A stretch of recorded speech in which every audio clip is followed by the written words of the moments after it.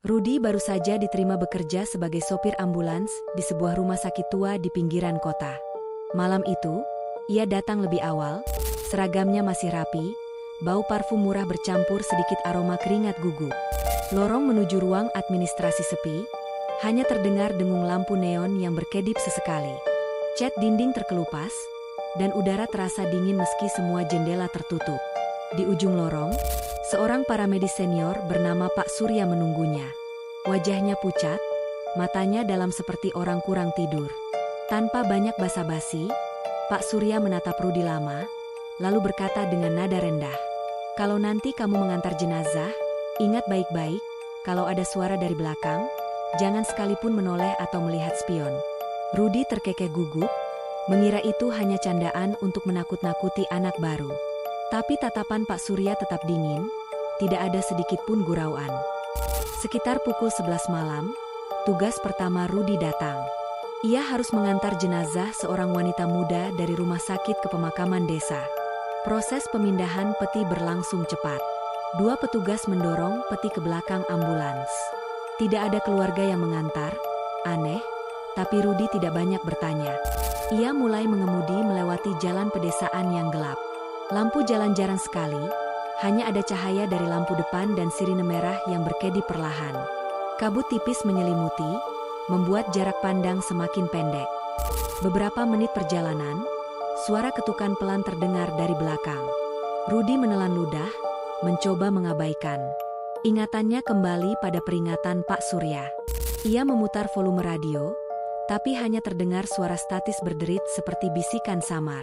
Ketukan itu semakin keras, berubah menjadi goresan di permukaan peti. Dadanya mulai sesak. Keringat dingin membasahi, ia mencoba fokus ke jalan, tetapi suara itu berubah menjadi lirih perempuan memanggil namanya. Jari-jari tangannya menggenggam setir begitu kuat hingga buku jarinya memutih. Tiba-tiba, jalanan berlubang membuat ambulans terhentak keras. Suara itu mendadak hilang. Rudi menghela napas, mencoba berpikir logis. Mungkin itu hanya efek getaran dan imajinasinya sendiri. Tapi beberapa detik kemudian, terdengar suara napas berat tepat di belakang kursinya. Bukan dari kejauhan, tapi sangat dekat, seperti seseorang berdiri tepat di belakang bahunya. Napas itu basah, tidak teratur, dan bercampur bau anyir yang menusuk. Rudi tidak tahan lagi. Refleks, ia melirik kaca spion tengah. Dalam pantulan kaca, ia melihatnya.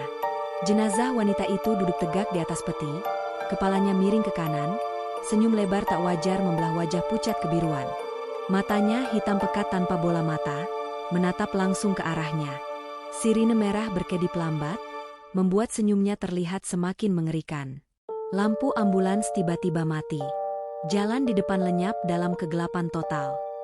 Suara napas itu kini ada di telinganya.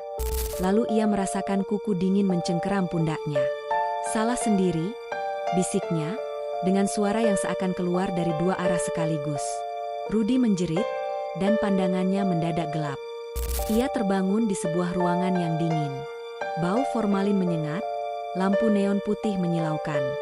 Saat pandangannya pulih, ia sadar dirinya sedang berbaring di atas ranjang besi, tubuhnya di dalam kantong jenazah yang terbuka separuh. Di kakinya, tergantung label bertuliskan namanya. Rudi Hartanto, 27 tahun.